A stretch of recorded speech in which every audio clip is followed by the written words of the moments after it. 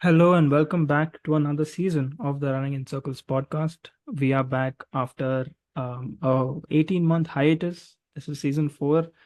But yeah, just keeping up with the real world. So, a lot of things happening, a lot of important things happening in my personal life. So I didn't have time to pursue this hobby. But nevertheless, we are back with season four. We are back with some new experiences. We are back with some new stories to share, with some new guests to come. So, in today's episode, episode one of season four, we have with us Pranav Nair. Hello, Pranav. Hi Pallav, how's it going? You're ever so reliable, a recurring guest. Here I Absolutely, am. absolutely. Ever so How's it reliable. going? Um, it's going good. Just I'm sure you can relate. Just things feel like going in one direction now. So which is the highway now. Everything's just like going at super fast speed, and you just can't keep up with it. But anyways, in episode one, we are here to talk about the job market. So what do you think? What are your thoughts on today's job market? I mean, like, how much ever I say, it's like it's going to be very little about what the current job market is. There are so many variables, so many complexities.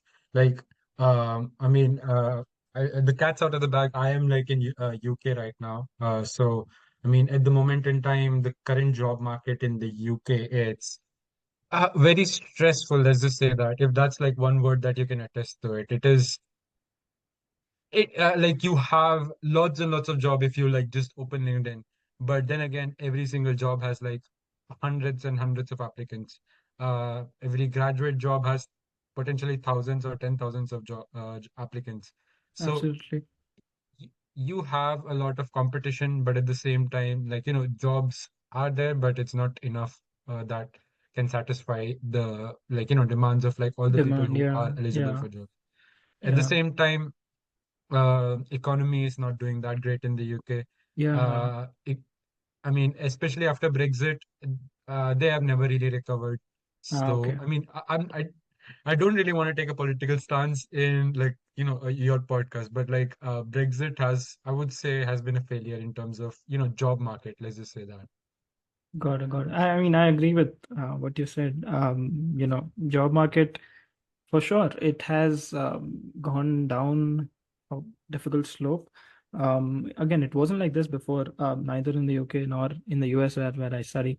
Um, you know, US job market was, considered so good. It was always an employees market. You could change jobs and, there would be another company who would be willing to hire you immediately. For example, my university, if you graduated from my university like 2 years before I graduated, then if you have a master's degree from computer science, Amazon's hiring you immediately. That's And true. that too, the Amazon headquarters, which is in Seattle, 30% of the people who graduate from my college, they get Amazon. They used to get Amazon jobs so easily, but now though Amazon's not even hiring, and big companies who they recruit so many people, they have stopped recruiting, and even like people who have a few years of experience, they are willing to downgrade themselves and join for entry level roles just because they don't want to be unemployed. And again, it's not a bad career choice also for them, because they are Yeah. overqualified for entry level roles, but the people who are actually eligible for entry level roles, they do not stand a chance against these people because the job market is so bad. I mean, like, talk about not hiring people. They are like laying off so many people. There's so Exactly. many percentages of people are being sacked off by Exactly. Google, Microsoft, Exactly. Twitter, of course. Exactly. So Pranav, what are some unique challenges that you faced specifically in the UK? Yeah, so you know what? I'll like sort of run you through what I mean. So I came to the UK in 2022. I did business and management, MSc in business and management from Glaswegian University called University of Strathclyde, which is considered like one of the top five in, I mean, not top five, maybe like top 10 in the UK in terms of business schools. Definitely number one in Scotland. So I mean, from what I've always heard from my people who have done the same course before, it was like pretty easy to get a job. In UK, again, it's very meritocracy. Like I'm assuming it's like just like in US as well, like a very meritocratic this thing job market where no matter which university you're from, unless you are from like Oxford or Cambridge, it depends on like who you are as a employee, potential employee. uh Based on that you get this job. But now there are like so many additional caveats to it. Uh, it's harder to get a job if you don't have the work visa, and you don't have a work visa if you're not like a citizen, or like you don't have or like you don't have a claim to citizenship basically. Mm-hmm. Uh, as a student, good thing about UK is that like after a year of my MSc, I was able to get 2 years of work visa. But this is like again just 2 years, so it's very hard for companies like for us to like sort of convince companies that just take me for like 2 years. If you like me, you can sponsor me. If you Mm. don't, like it's 2 years anyway, because companies always tend to think long term. So Of course, that's yeah. like a yeah, that's like a very, I would say, unique challenge in terms of UK. One more thing, like this sort of evolved during the time I was in my studies and like a Mm. few months after that. So because the election, the election is going to be here in a couple of, Mm. like in a week or two, I would say. Mm. So the Tory government sort of like ramped up their sort of promise about cutting down the number of immigrations. But Mm. from like again, this is my very basic understanding. It's Mm. basically that they were not able to stop illegal immigration. So therefore, this sort of made it very hard for legal immigrants as well. So the salary threshold for someone to get a skilled workers visa is 38,700 per annum. Mm. Now, I mean, it's it, this like this is putting it in contrast with like what the median, or like mean, again, my facts might not be entirely correct, but like median or mean, one of those two salaries of UK new entrant is like way less than 30,000. Mm. Of course, there is a new entrant visa, but then again, it's not that easy. Like the salary hikes have, I mean, salary threshold hike has been above 60%, if I'm not wrong, 60 or 66%. Mm. Uh, so, it is very, firstly, hard to find a company that will sponsor you. Secondly, a company that is willing to pay like way above the, job market's average, Mm. uh, to hire you. It's Mm. basically you are forcing the company to go above and beyond to To hire keep you. you, That yeah. means like, yeah, and like, to be honest, it's like I mean, it's very hard to convince company that unless you are like a golden candidate, you Of know. course, yeah. Yeah, so these are certain unique challenges. I might be missing a few here and there, but like, this is something that I had to like face while I was going through the job market. I mean, job search basically. Mm. It's okay to talk about the US. I think it's very similar to what you said again. In US, again, as you said, companies want people who they can keep for long term, and by long term, the equivalent of the visas that you mentioned. Here, there's H1B, and then there's green card, and then there's citizenship. So, any company portal that you apply for a mandatory question in that questionnaire would be, what is your visa status? Are you a citizen or not? And I would say that there are so many times that a company it has happened to me as well. A company interviewed me, and then they said that, oh, sorry, we're looking for citizenships. So nothing much to do there. So here, H1B, again, H1B also, a lot of people are making their way through it. you know H1B is like a lottery visa. Let's say 1 lakh 1 lakh people apply for it, and 65,000 could get it. But people have found ways to double their attempts. They can apply through for H1B through multiple companies, and what that does is that increases your odds of getting your visa picked. So I think the Biden Yeah, I government, mean, they cut down on this. They back your H1B attempt through your passport now. So you're only limited to one. You can only apply for H1B through one company now. So that's a good thing. oh geez. Okay. Yeah. But it's just, if a company, there's this growing trend in the US now that if a company is hiring you, they want to keep you for long term. And again, H1B is still like a bit of uncertainty. So they're not sure if you will be a long-term employee for them. So, Mm-hmm. and again, banks specifically, they're not willing to hire a lot of students because, you know, they don't want to do the process of H1B as well. So that is just like an Yeah. additional challenge. But yeah, these challenges are there. So that's what makes it much better when you actually find a job, and when you actually, you know, it when you finally get that job, all this effort finally seems worth it. So coming to the last part of That's our true. podcast, how did you manage to crack your way out of it, and how did you land your job? I would say, it was just like attempts and attempts. Like, I got my work visa, like, which is post-study work visa. I would like to say that it's in January sometime. Before that, I had like a couple of interviews, successful, unsuccessful, varied results. But after that, I had like a couple of months where I did not get any interviews. But then I changed my strategies in terms of like how my resume would look like, how I used to like, put a lot of effort into like making sure that how I am unique to like most of the other candidates or like applicants.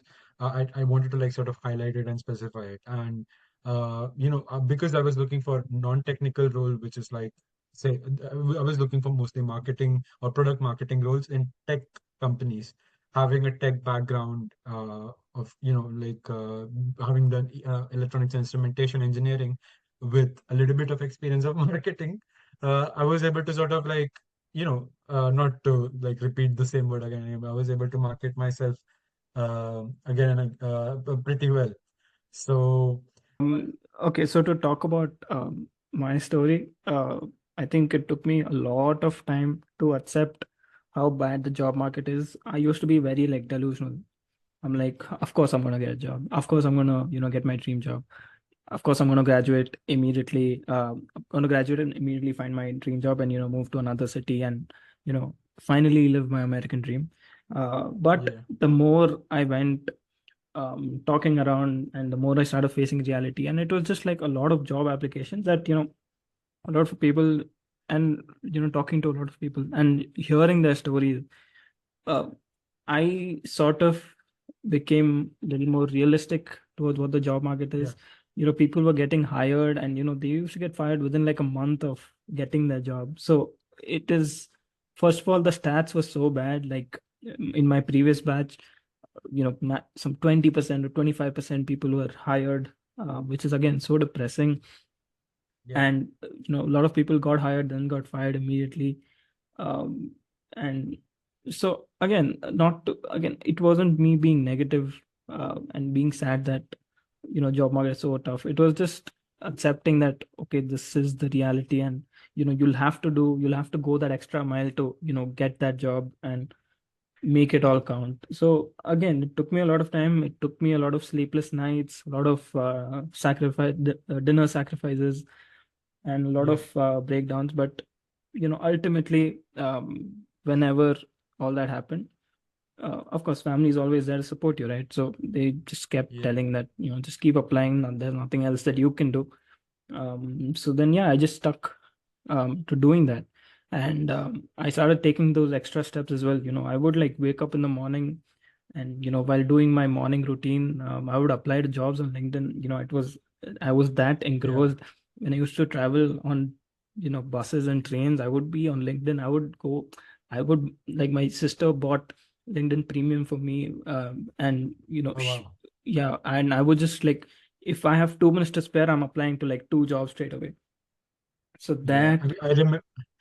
I remember just going to the gym in the morning and between sets of like, some sort of weight, I'm like looking at my phone and like saving jobs. Yes, yes, I can save relate to jobs, that so apply much. later. Yeah, yeah, as yeah. Exactly. And then like, in the towards the later, as I got closer to graduation, I was just talking to a lot of people in the industry who can, just again, like career pages do help a lot, Mhm. but a lot of jobs don't show up on the portal, and you get those jobs by talking to people.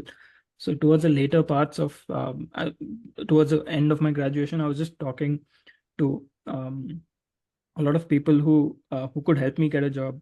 And I used to go to temple just to socialize, just because I used to go to a temple because that's where a Yeah. lot of senior people came. So I used Oh, to wow. I used to go there and I used to just talk to them.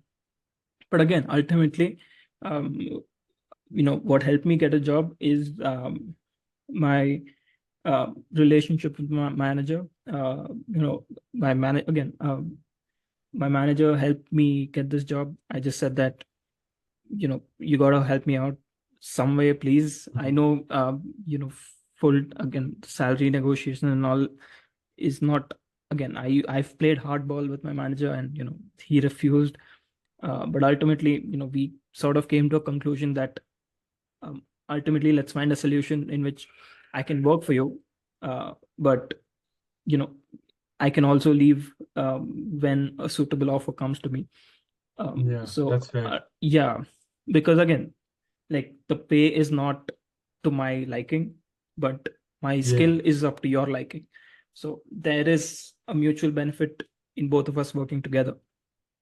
So it was just figuring that out. But ultimately, yes, I didn't get a full-time job yet. I did get an internship, which will Mhm. help me stay in the US longer, and I can continue this internship for as long as I want to. Um, I and mean, it's but ultimately, yeah, like my manager knows I'll leave when the dream job happens, and my manager is okay with it because the pay is likely according to that. yeah, yeah, So yeah, that's the story. Of course, I know this is not the dream job that I want, but this is something that keeps the dream alive, and keeps the hustle alive. So I'll be working on that, and yeah, it's looking. better than Yeah, it's better than it's better nothing. than yeah, it's better than a lot of people who are like not being able to get that either, you know? Of course, super Yeah. blessed, super fortunate to have this opportunity. And of course, I'm going to make the most out of it. And of course, I'm going to keep working to ultimately get my dream as well. So yeah, Yeah, that's the story. Any closing words? I mean, I would say that for me, I think like I'm not sure if I'm speaking for you as well, but I think it kind of like maybe a little bit because like we do come from a place of privilege. Like I mean, our parents are like, like they are like sort of like how do I put it? Uh, like they gave us like the opportunity. They opened doors for us basically, and Yeah, it's not like if we did not get a job in like USA or UK, it was the end of the world for us, of and course. it is Yeah, still yeah, not the end of the world for us. Like yeah, I mean, we like the best part is that we both of us have done jobs in India. We have connections in India. We've got of course, so many people whom can look after us if we don't like sort of like succeed to our liking in like our respective these countries. So I think that's like a big privilege that we have, and that's the end of the this thing. Like we just have to like keep on keeping at it. Like we just of have to be course. Yeah. relentless when we are looking at a job. I remember like within a span of like 3 to 4 months applying for like 400-ish jobs. But Oh, I thought stopped counting how many jobs I've applied, man. Like I thought I used to be so happy when I used to apply for like 10 jobs a day. But eventually, I think I used to apply for like 10 jobs in an hour, something. Like I I used would wake up and like I would have applied to 10 jobs already within like half an hour sometimes. So I have to like stop yeah, the. But dude. again, the biggest lesson I've learned here is, you got to keep at it, man. Like it, you again, it's very hard to see the light at the end of the tunnel, but when you see the light of the end of the tunnel, it'll be worth it. Yeah, and like what one more thing I would say is that don't get demotivated when you see other people succeeding. I mean, they like you just have to like, consider the fact that they are also putting in like equal or more effort than you, and like they do have relevant contacts, which also makes like extremely like, it is an important aspect of this, making connections, as you mentioned in like the previous statement that you made. So yeah, like you just have to Yeah, keep at it, And yeah, I like remember I used to say that looking for jobs is my full-time job, for a good 2 to 3 months. I remember just telling that to my friends, like looking for job is my oh, full-time job, and it was I became more than that. Yeah. I became a very bad version of myself. I thought I wasn't even talking to like anyone. I was so into my own shell. I used to, again, like I wasn't. I would say that I was definitely not the best version of myself when I was going through the things that I was going through. Um, but again, like it's just you gotta keep like the efforts are in your hands. The outcomes never in your hand. So again, just like if you think you're not applying to enough jobs, then apply more jobs. If you think your resume is not going through the first round, then like change your resume and like just Yeah, talk to people. And yeah, those are my learnings. Anyways, this brings exactly. us to the end of the episode. I will see you guys in the next one. Bye. See ya.